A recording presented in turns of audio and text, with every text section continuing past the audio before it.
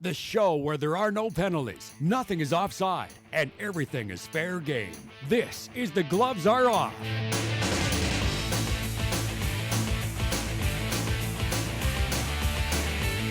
Hello and welcome to another edition of The Gloves Are Off. I'm Moses Wilden. We got a great show for you today. A lot of great topics, and of course this will be the champion edition of our show because we're going to talk about a few champs and a potential one in the road for the NFL. But we're talking about a champ here. My co-host, Andrew Brethauer. I was hoping you were going to get to that. I need a belt.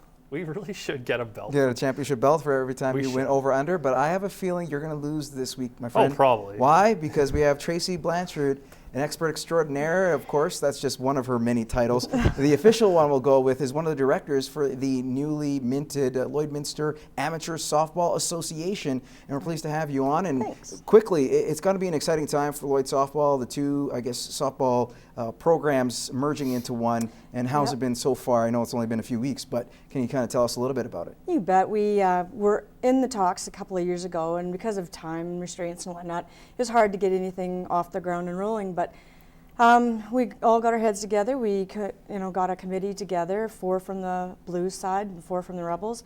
And the meetings have been really, really well, very positive and productive. And you're like kind of hard pressed to get things happening for this season because it's all new uniforms, everything. So it's been exciting. All right, well, congratulations. We will get to that a little bit later as well. Yeah, give a pump up to the new team name in a second if people don't know already. But I will say this. I don't know how you're going to segue into this one, but I guess it's been 2 years in the making for you guys to actually get this program together in terms of unifying it. It finally took about 2 years for this Edmonton Eskimos team to win a Grey Cup. When you look at where they were before, 4-14, to make it 14-4 and win the whole thing. I know they were down 13-0 early, but if you look at where the season kind of went, Mike Riley coming back, were they really in doubt? And Tracy, we'll start with you. I was a little worried at first, but I kind of figured that, with the talk going on, we had a really good quarterback, could lead the way, and you know what? It all comes from great leadership.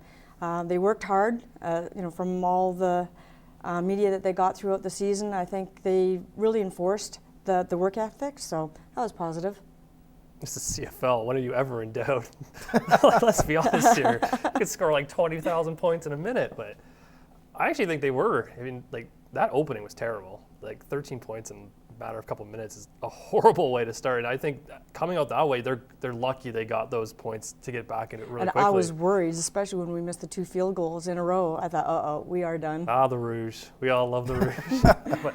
I wouldn't say it came into play here, but certainly if you look at the rules and the way things have gone in the CFL, the implementation of, challenging pass interference calls, which I find a little interesting.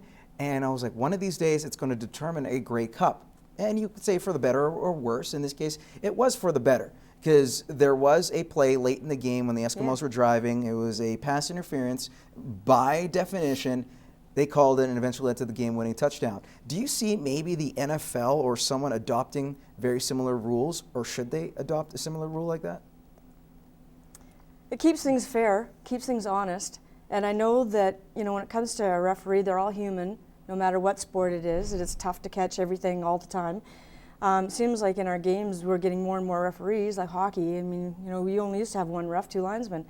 Now it's 2, and now we also have the camera feedback. So, I don't know. I guess all over it's going to, keep the game fair, if nothing else. My biggest 2 things I found is, and I don't watch a lot of CFL, is how many pass interference penalties where guys weren't even trying. It just doesn't seem like anybody's even trying to turn around to look at the ball. I don't know, there was 5, 6 we saw that they wasn't even making an attempt to turn around. It was all hands in the face, hands doing everything. It's all about timing, right? Yeah, and right.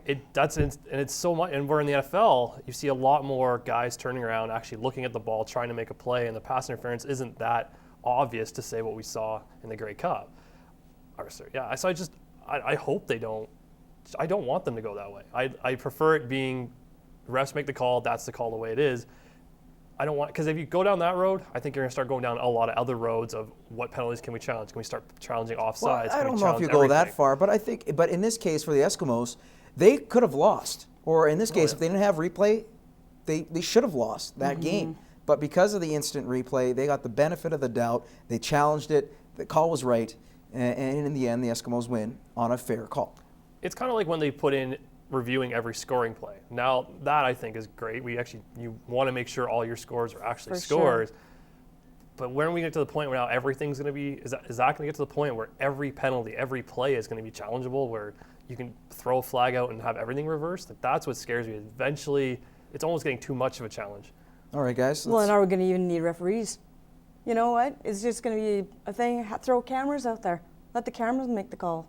All right, well, we have to get the last word in, hey, Tracy? Sorry. Hey, that's all good. No, actually, you know what? We like that on the show.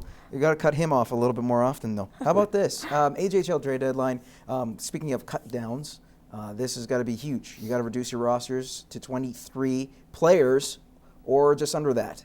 And it looks like the Bobcats are on that threshold. They just picked up another defenseman late last night. But you look at the deadline; it's at 10 o'clock. You look at who they have on the roster, what they gave up. Are there any glaring needs for this team that they need to improve on going forward to, say, the CJHL trade deadline in January? They still need, I think, an elite scorer. Chris Spriggs is great, did great opening, but I still think they need that guy who can put up more than a point per game, who's a 40, 50, 60 goal scorer. They still need a centerman. That's been something lacking.